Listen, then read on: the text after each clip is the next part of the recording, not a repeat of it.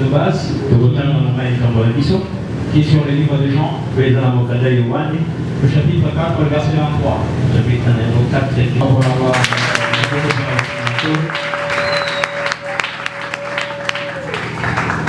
On va ajouter des autres textes pour peut-être aller plus lire. Sur le livre de Psaume, le chapitre 42, le verset 1 à 2.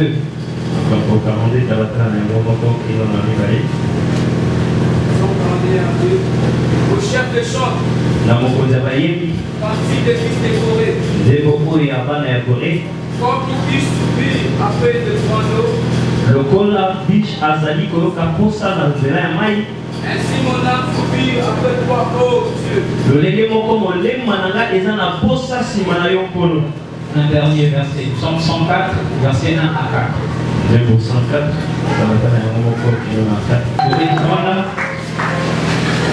En tout cas, je suis très heureux ce soir de les tenir devant nous ce soir. nazali esengo makasi kotelema liboso na biso Pour partager la pensée de l'Éternel. mpona kokabola ezali mama likambo kola pesi En tout cas, Dieu nous a fait grâce. kola asali biso ngolu Cette soirée d'adorateurs na mpoka na lelo ya kokumisa où nous tenons là devant vous. biso totelemi liboso na bino Et ce n'était pas facile en tout cas. yango ezalaki pete te Et nous témoignons alors la grâce de l'Éternel. tozali kotatola ngolu na nkolo.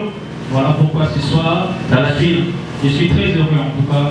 tala ntina mpoka na lelo nazali moto esengo makasi Et parce que l'Éternel va nous mettre au cœur, ce soir on va partager de sa part. mpona kokola kotia na motema na biso mpe tokokabola na ntina na ye Notre texte de base mama ya likambo na biso ya motuya sur lequel nous avons tiré notre thème. na oyo tozwi mama ya likambo Jean chapitre 4, le verset 23. mokanda ya yohani chapitre 4 verset na yango 23 Où la Bible dit, l'heure est déjà venue bisika biblia elobi ete ngonga yango esi eye où le vrai adorateur oyo wapi bagumbameli ya solo adoreront le Père bakogumbamela tata en esprit na molimo et en vérité. mpe na solo Le vrai adorateur bagumbameli ya solo adoreront le Père bango bakogumbamela tata en esprit na molimo et en vérité. mpe na solo.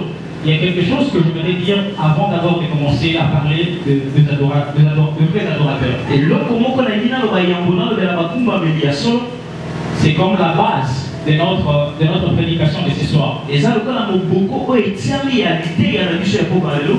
Et il y aura peut-être 3 points sur lesquels on va parler. ekozala na biteli misato tokolobela.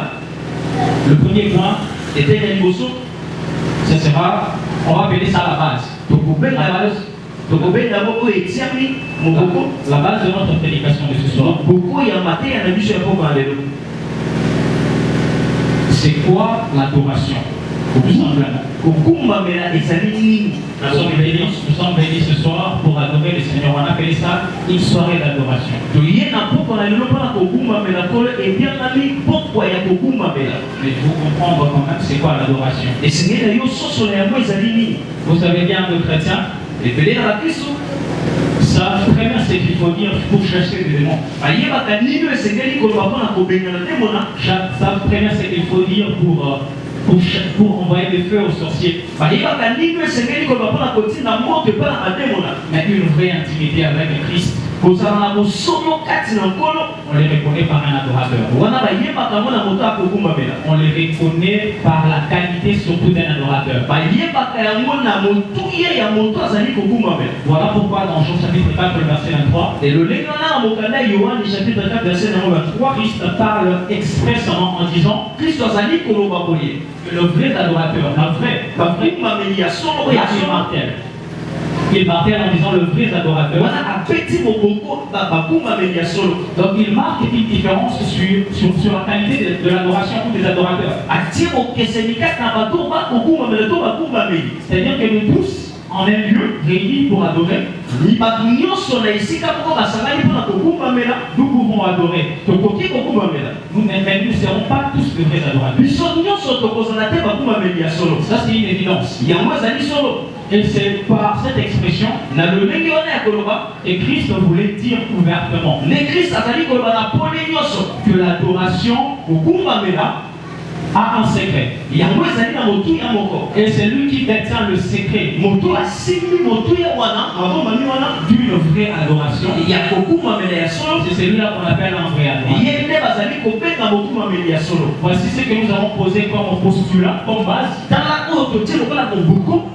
pour essayer un peu de dégager la pensée que l'Éternel nous a mis ce soir sur l'adoration. La première des choses, il faudrait savoir tout simplement que l'adoration est un style de vie.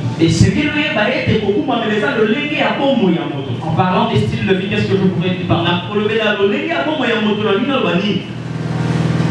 Il ne s'agit pas d'étaler de belles paroles. Il ne s'agit pas de dire de mots qui extravolent en quelque sorte. Qu'est-ce qu'on peut dire tout simplement pour impressionner celui qui s'appelle l'union de la parole? Un peu, Dieu est la parole. Donc il n'y a rien qu'on pourra dire qui pourra lui impressionner. Donc, en disant que l'adoration est un style de vie,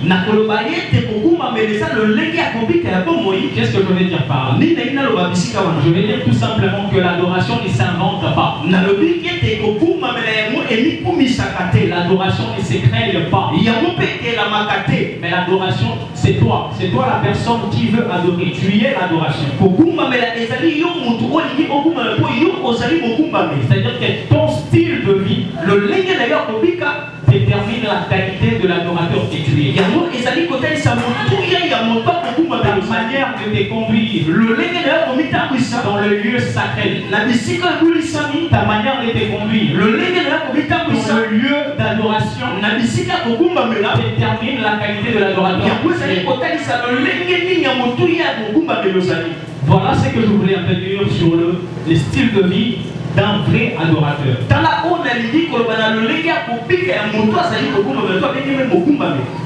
Bien de chrétiens aujourd'hui veulent impressionner dans ce qu'ils disent dans leur adoration. Bien de chrétiens aujourd'hui veulent nous impressionner dans ce qu'ils veulent dire dans leur adoration. Mais il y a un secret qui est dans l'adoration. On parle de l'adoration. Jésus a révélé deux secrets. Il a parlé de l'esprit et il a parlé de la vérité. Voici ce qui se passe. En réalité, tous les esprits sont des adorateurs. Ça, je vous le dirai. Dites-moi la relation qu'il y avait entre le mage et Christ pour qu'ils aient l'adoré.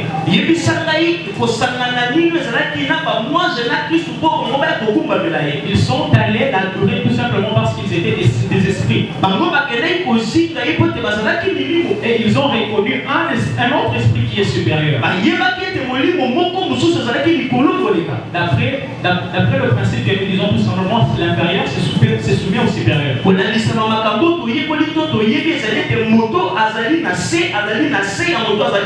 Et ils ont obéi à ce principe-là. Ils se sont soumis à celui qui était supérieur, à l'esprit qui était supérieur.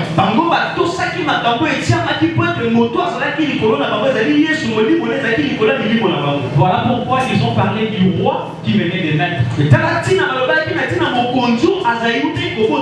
en train de dire que tous les esprits sont des adorateurs. Ce qui fait de l'homme naturellement un adorateur.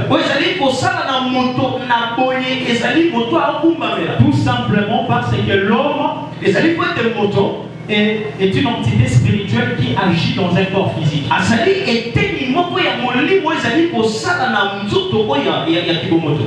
qu'il a une partie spirituelle en lui et une autre partie physique en lui. Ce qui fait de l'homme un adorateur naturel tout simplement.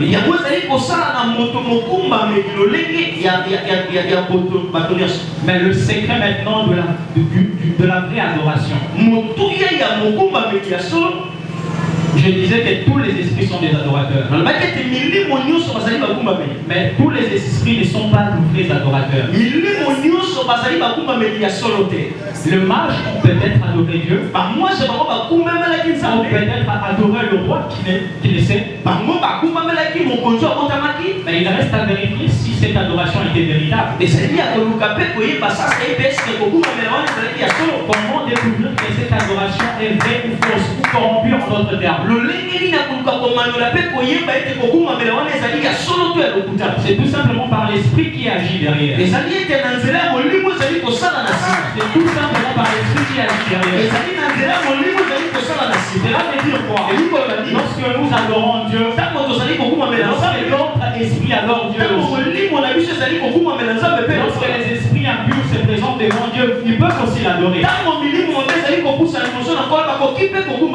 Il y aura une seule différence. La différence sera au niveau de la vérité. Eux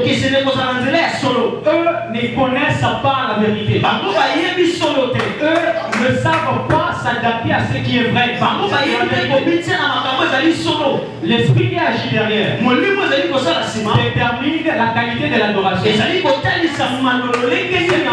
De notre adoration, une vraie adoration. C'est tout simplement qu'il y a l'esprit de Dieu en nous. Or, l'esprit de Dieu n'est pas un esprit menteur. L'esprit de Dieu qui agit en nous n'est pas un esprit qui dit des choses mensongères. Ce qui fait que il existera toujours une différence entre l'adoration que nous les enfants de Dieu rendons à Dieu, et l'adoration que d'autres esprits rendent à Dieu. Voilà, donc la différence se trouve au niveau de la vérité. Lorsque l'esprit de Dieu s'installe à vous, il vous ouvre l'intelligence, il vous ouvre les oreilles, il vous ouvre la bouche, et vous pouvez dire exactement ce que Dieu vous révèle. Vous pouvez dire exactement ce que Dieu vous montre.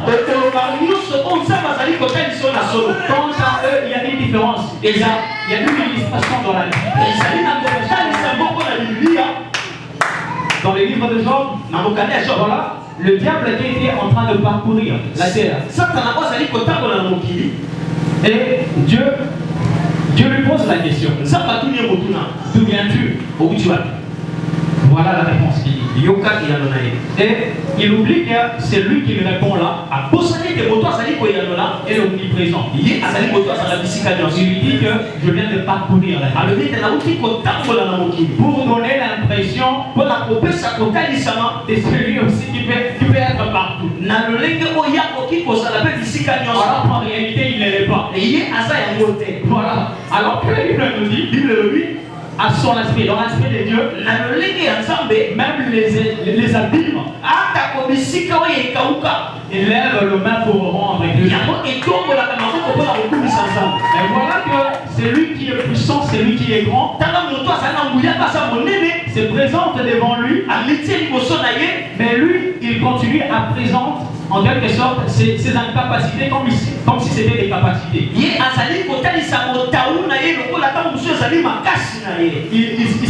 Il démontre sa faiblesse comme une capacité. Voilà ce qui fait de lui, voilà ce qui fait de son adoration qui ne sera jamais une vraie adoration. Son adoration ne sera jamais attrayée par le Il y a bien de fois dans la Bible, nous avons lu, où des adorateurs ont adoré Dieu. Et ils ont donné à Dieu des noms merveilleux. Mais quand est-ce que vraiment une adoration est une vraie adoration?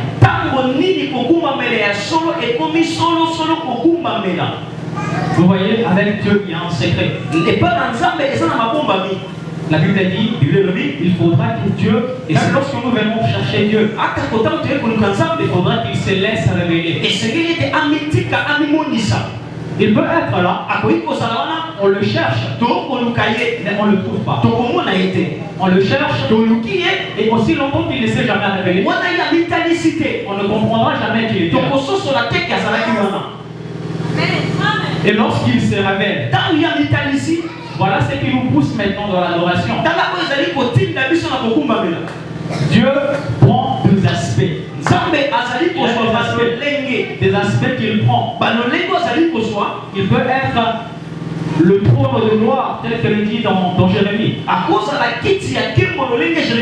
Il peut être un Dieu de compassion. Il peut être aussi un Dieu qui descend dans toute sa bataille.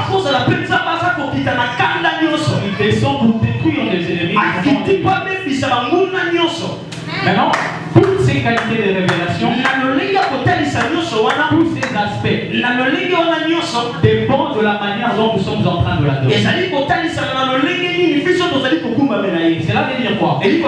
Ici, on peut l'adorer quelque part d'autre.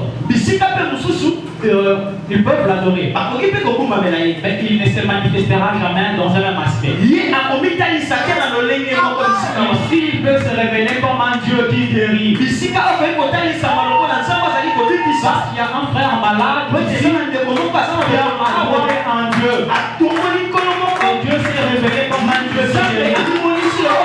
Il peut passer, il peut se manifester comme un Dieu qui guérit. Un Dieu qui guérit.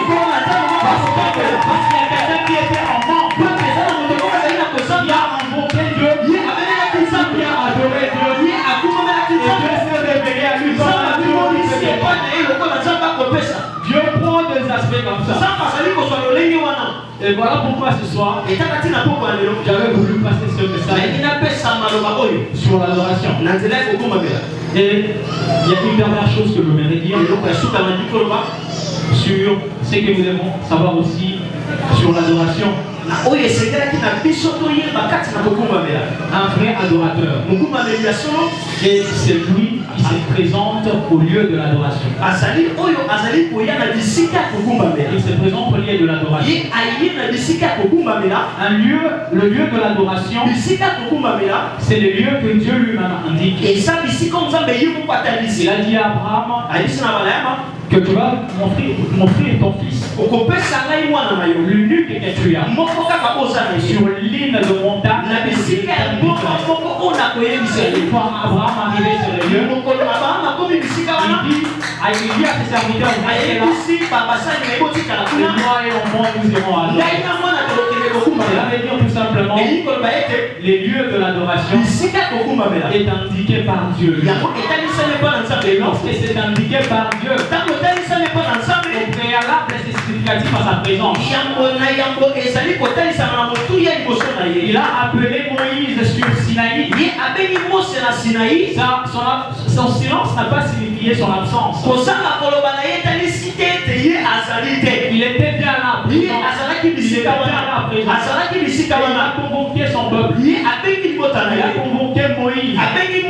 C'est comme cela. Il a commencé à lui parler. Lorsque Dieu nous convoque dans son lieu, lorsque Dieu nous convoque, nous appelle dans le lieu où nous devons l'adorer, lorsque Dieu nous appelle dans le lieu où il nous dit de l'adorer, en premier lieu, il s'assure de sa présence. D'autres termes, il déploie sa gloire. Parce que Dieu se précède de sa gloire. La Bible dit dans 1 Corinthiens, il est enveloppé de gloire.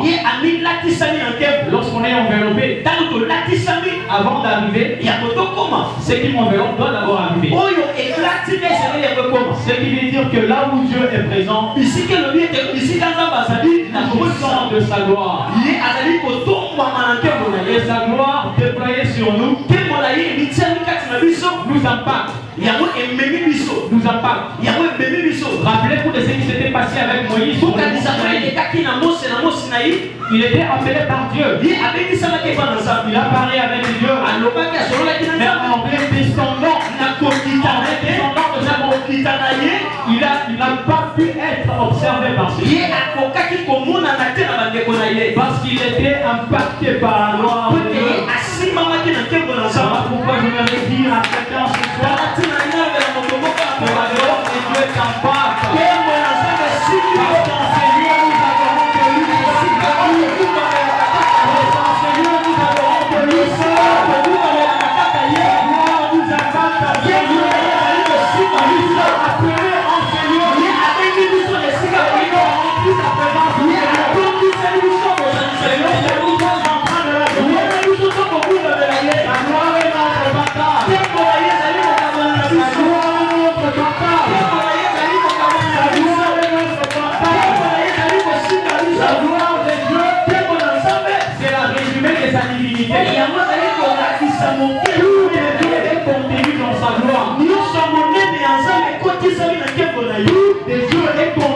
cherchons sa gloire.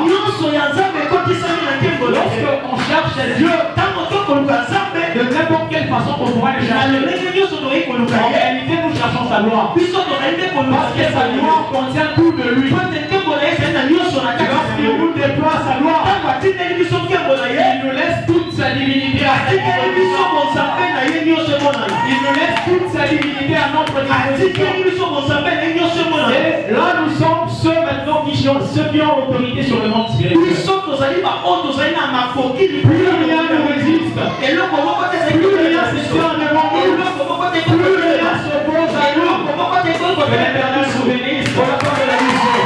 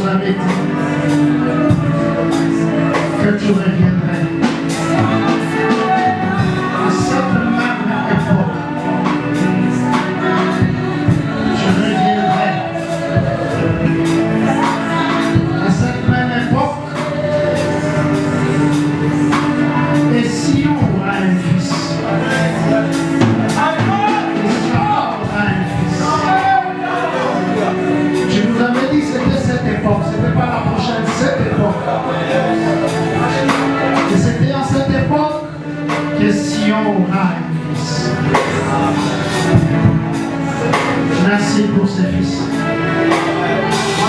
Parce qu'il n'y a qu'un échantillon parmi tous les fils que tu as donné. Parce que l'époque est là. Parce que c'est l'époque où les fils seront révélés. Seigneur, merci. Non, je ne parle pas comme Siméon. Non, je ne pars pas, je ne pars pas. Je ne me laisserai pas partir parce que je n'ai pas tout vu. Je t'ai pris de nous garder encore. encore parce que nous devons tout voir. Laisse-nous encore voir. Parce que tout ce que tu nous as dit, ce n'est que le début. Ce n'est qu'un début. Ce n'est qu'un début. Seigneur, je te prie pas seulement pour Généon. Je te prie aussi pour Jean-Paul. Je te prie aussi pour Christian. Je te prie aussi pour John Kabouya. Je te prie aussi pour Dieu. Je te prie aussi pour les. Je te prie aussi pour ça. Je te prie aussi pour Sage. Seigneur, je te prie aussi pour Emmanuel. Je te prie aussi pour Isaac. Je te prie aussi pour Manu. Je te prie aussi, Seigneur éternel, pour Denis. Je te prie aussi pour Christian Kabou.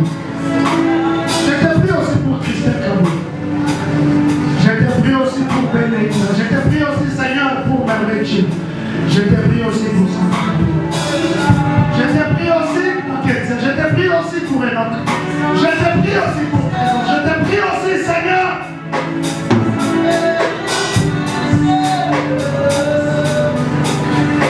Pour Marie, je te prie aussi, Seigneur. Je te prie aussi, Seigneur éternel, pour Evelyne. Je te prie aussi pour Céline. Je te prie aussi pour Bénédicte. Je te prie aussi pour tous ceux que tu as appelés en Seigneur. Pour tous ceux que tu as appelés en Seigneur. Mais pour ceux que tu appelleras, en aussi grand nombre que toi, notre Dieu, tu les appelleras. Je te prie de les oindre tous. Je te prie de faire de Urbain ton grand serviteur. Je te prie, Seigneur éternel, de les élever tous. Je te prie de les asseoir à tes pieds. Je te prie, Seigneur, de les transformer. Qu'ils soient plus que nous, plus que nous, plus que nous. Donne-leur ce que tu nous as refusé. Ce que David n'a pas fait, tu l'as fait par Salomon. Fais-le, Seigneur.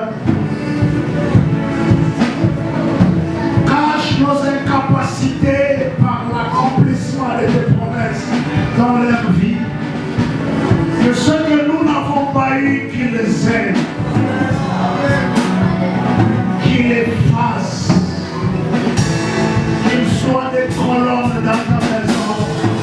Je sais ce que tu m'as dit en Seigneur. J'attends l'accomplissement de tes promesses. Je ne partirai pas. Je voudrais voir. Je voudrais voir. Ne partirai pas. Seigneur, nous voulons voir. Nous voulons le voir. Appelle tout ce que tu as choisi. Appelle, Seigneur, et rassemble-le en Seigneur. Parce que ton nom est invoqué ici. Parce que ton